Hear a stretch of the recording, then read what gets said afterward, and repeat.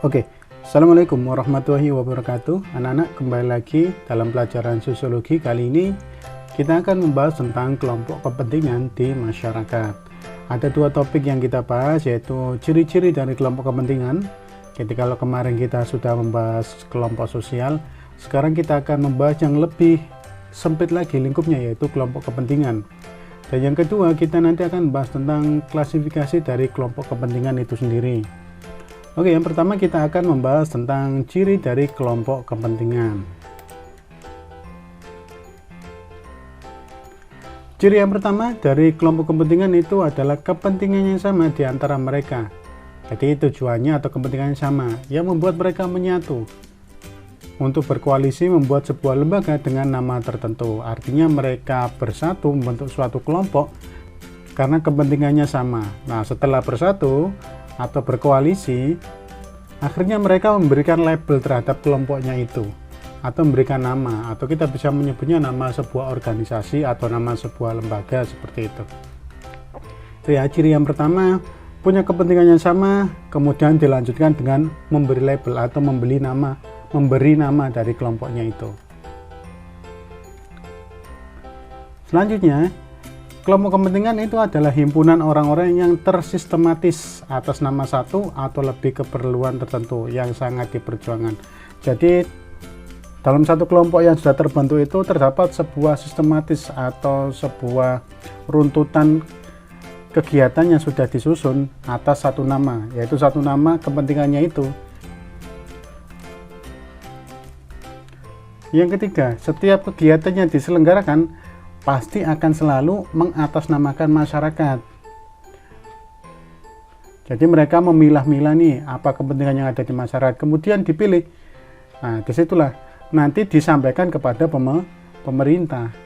Nah, itu salah satu ciri dari kelompok kepentingan itu sendiri. Selanjutnya, kegiatan golongan kepentingan tidak dimaksudkan demi memperoleh jabatan publik. Artinya mereka membentuk sebuah kelompok tersebut tujuannya bukan untuk jabatan, tapi lebih kepada partisipasi politik. Ya, tujuannya tadi menyampaikan kepada pemerintah tentang kebijakan-kebijakan itu. Setiap kegiatan golongan kepentingan selalu berhubungan dengan rumor publik yang dimaksudkan untuk mempengaruhi kebijaksanaan pemerintah. Ya, tadi sudah dibahas. Jadi setiap yang dilakukan itu memang tidak untuk jabatan, tapi tentang isu atau rumor publik apa yang sedang berada di sebuah wilayah atau negara tersebut, kemudian dibahas, dipilah, dan disampaikan kepada pemerintah. Tujuannya apa? Ya, tujuannya untuk mempengaruhi kebijaksanaan atau kebijakan publik. Ciri yang terakhir yaitu terdapat bermacam-macam golongan kepentingan yang bergantung pada karakteristik lembaga dari golongan kepentingannya. Ya, jelas kelompok kepentingan itu bisa beraneka ragam, bermacam-macam, sesuai dengan kepentingannya. Jadi seperti itu ya, macam-macam, banyak sekali. Nah, untuk lebih jelasnya kita bisa lihat kelompok kepentingan atau klasifikasinya itu seperti apa. Kita bahas berdasarkan beberapa ahli sosiologi ya, anak-anak. Yang pertama yaitu menurut Emile Durkheim. Kelompok kepentingan itu terbagi menjadi dua. Satu, solidaritas mekanik, dan yang kedua adalah solidaritas organik. Mekanik, organik, jadi ada dua. Yang pertama, solidaritas mekanik. Apa itu solidaritas mekanik? Di mana dicirikan masyarakatnya sangat sederhana atau masih sederhana. Belum mengenal pembagian kerja. Semua anggota kelompok diikat oleh kesadaran kolektif dan sanksi terhadap pelanggaran bersifat represif atau hukuman pidana. Nah, nanti kita lihat contohnya ya. Solidaritas organik. Kalau organik itu apa? Terdapat sifat ketergantungan antar anggota. Kenapa? Karena adanya sistem pembagian kerja yang teratur. Jadi dalam kelompok organik ini lebih maju atau lebih tinggi tingkatannya. Bukan tinggi ya. Jadi sudah ada sistem pembagiannya yang lebih teratur gitu. Lalu kalau tidak bisa melaksanakan tugasnya sesuai dengan pembagian kerja, maka akan ada sanksi pelanggaran. Contohnya adalah ganti rugi. Yuk kita lihat contohnya aja. Solidaritas mekanik kita contohkan adalah suku Dani. Suku Dani itu adalah salah satu suku di Papua. Contohnya, setiap laki-laki dewasa suku Dani berburu sebagai aktivitas ekonominya. Jadi, yang berada di suku Dani, kalau dia adalah laki-laki dan sudah dewasa, maka wajib hukumnya untuk melakukan kegiatan berburu. Entah itu bawa parang, bawa tombak, atau bawa senjata apapun. Nah, mereka harus berburu untuk memenuhi kebutuhan ekonominya. Sedangkan untuk yang perempuan, itu di rumah meramu bahan makanannya. Jadi seperti itu. Sedangkan kalau yang solidaritas organik ini lebih tinggi. Kenapa? Karena dia ada pembagian tugas yang jelas. Contoh, tugas kelompok. Kalau kalian berkelompok, misalkan satu kelompok 5 orang. 5 orang kan tidak mungkin yang kerja cuma satu. Tapi semuanya harus mendapatkan tugas yang sama sesuai dengan kesepakatan yang dibuat. IO atau event organizer. Jadi ada tugasnya masing-masing, perusahaan dagang dan sebagainya. Kalau mereka tidak bisa melaksanakan tugasnya bagaimana? Ya paling tidak mereka harus kena hukumannya, entah itu ganti rugi atau apa seperti itu ya. Oke, mudah-mudahan bisa dipahami ini ya. Selanjutnya menurut Ferdinand Tönnies, kelompok kepentingan itu terbagi menjadi dua, yaitu Gemeinschaft dan Gesellschaft, atau kita mengenalnya paguyuban dan patembayan. Apa itu paguyuban? Kalian mungkin sudah pernah dengar kata paguyuban ya.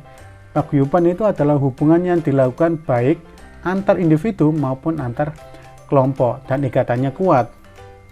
Kemudian selain ikatan kuat, mengikat akibat adanya ikatan darah. Jadi ada ikatan darah di situ atau keturunan.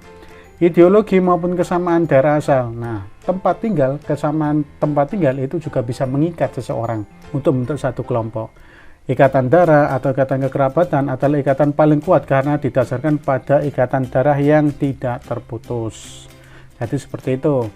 Kalau misalkan kalian itu contohnya anak Surabaya atau anak Jakarta atau anak daerah mana gitu, kemudian sama-sama sekolah di luar negeri.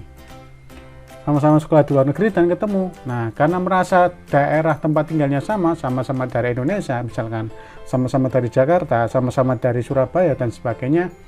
Nah, di situ akhirnya kalian bentuk kelompok, bentuk grup. Nah, disitulah yang disebut dengan paguyuban. Paguyuban atau ikatan mahasiswa dari Indonesia. Jadi seperti itu. Ikatannya kuat karena didasarkan dari kesamaan daerah asal. Belum lagi kalau kesamaan ikatan darah dan seterusnya yang jauh lebih mengikat gitu ya. Oke, yang kedua yaitu kelompok patembayan atau Gesellschaft ya.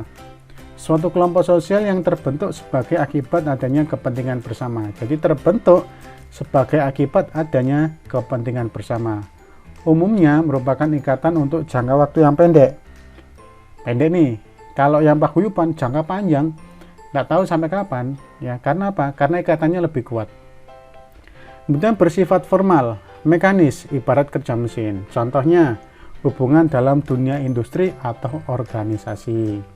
Jadi kalau kalian besok kerja, kemudian misalkan di perusahaan, ada perusahaan A atau perusahaan B, di situ kan kalian kerja dalam sebuah divisi atau dalam sebuah industri apa gitu ya. Nah, di situ kalian termasuk dalam kelompok patembayan. Ada ikatan kerja. Jangka waktunya juga pendek dan bersifat formal. Buktinya formal apa ya? Kalian harus benar-benar mengikuti aturan yang sudah dibuat oleh pemilik perusahaan. Jadi seperti itu. Paham ya, nak ya? Oke, selanjutnya yaitu menurut Charles dan Ellsworth, kelompok kepentingan terbagi menjadi dua, yaitu kelompok primer dan kelompok sekunder. Bedanya di mana? Kalau primer itu hubungannya terjalin karena keakraban atau interaksinya bersifat intensif. Jadi sangat kuat ya. Kelompok ini ditandai dengan pergaulan kerjasama dan tatap muka yang intim. Contohnya apa? Ya keluarga, teman bermain masa kecil. Kalau kalian punya teman bermain saat kecil itu kan sangat akrab sekali ya. Jadi ya erat sekali, sangat mempengaruhi kehidupan kalian. Nah itu yang disebut dengan kelompok primer. Bagaimana dengan kelompok sekunder? Kelompok sekunder itu adalah hubungan timbal balik karena adanya kepentingan bersama, di mana ditandai dengan bersifat formal, tidak pribadi, dan berciri kelembagaan. Contohnya ya koperasi, partai politik, ya termasuk yang tadi itu pekerjaan, itu semuanya termasuk dalam kategori kelompok sekunder. Intinya kalau berhubungan erat dengan kamu dan sangat erat hubungan tali silaturahimnya itu masuk dalam kategori kelompok primer. Kalau sekunder ya sebatas kerja aja gitu ya. Menurut Summer, nah ada dua kelompok kepentingan nih. Yang satu kelompok in group, yang satu kelompok out group. Bedanya di mana? Nah, kita baca dulu. Kelompok in group pada umumnya ini didasarkan pada faktor simpati dan selalu mempunyai perasaan dekat dengan anggota-anggota kelompoknya. Kelompok dalam muncul ketika para anggota suatu kelompok merasa bahwa mereka mempunyai satu tujuan dan cita-cita yang sama, menaati norma-norma yang sama, dan nasib yang sama. Kalau out group, ini merupakan antagonis dan antisipasi. Pada umumnya, out group menerapkan sikap etnosentrisme yang menjadi dasar kelompok dalam bersikap atau menilai orang. Gampangnya gini aja. Kalian dalam satu kelas ini, misalkan kelas 11 IPS. Kalian punya teman dalam kelas itu, kelas 11 IPS. Teman kalian menganggap kalian juga kelas 11 IPS. Nah, berarti kalian termasuk dalam in group atau kelompok in group, kelompok di dalam. Nah, kalian menganggap orang yang luar di luar kelas kalian itu adalah kelompok out group.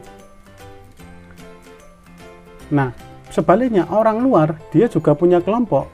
Anggota-anggota kelompoknya dia menganggap anggota yang lain itu juga adalah in group atau kelompok dalam dan menganggap kalian adalah kelompok luar yaitu out group. Jadi setiap kelompok itu bisa menganggap orang lain out group, menganggap kelompoknya sendiri atau anggota kelompoknya itu dalam kategori in group. Jadi seperti itu.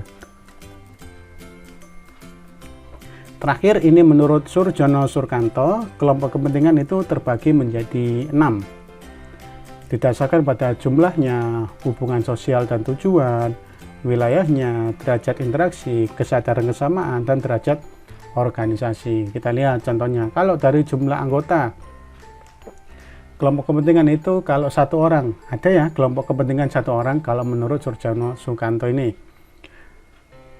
yaitu monad, isinya satu orang, diad 2 orang, triad 3 orang. Jadi kelompok yang isinya berdasarkan isinya ya. Kalau 3 orang triad, 2 orang diad, 1 orang monad. Kalau didasarkan pada hubungan sosial dan tujuan, nanti akan ketemu yang namanya kelompok primer, kelompok sekunder, paguyuban atau kemenskaf, dan kesenskaf atau patembayan. Penjelasannya sudah kita bahas tadi ya.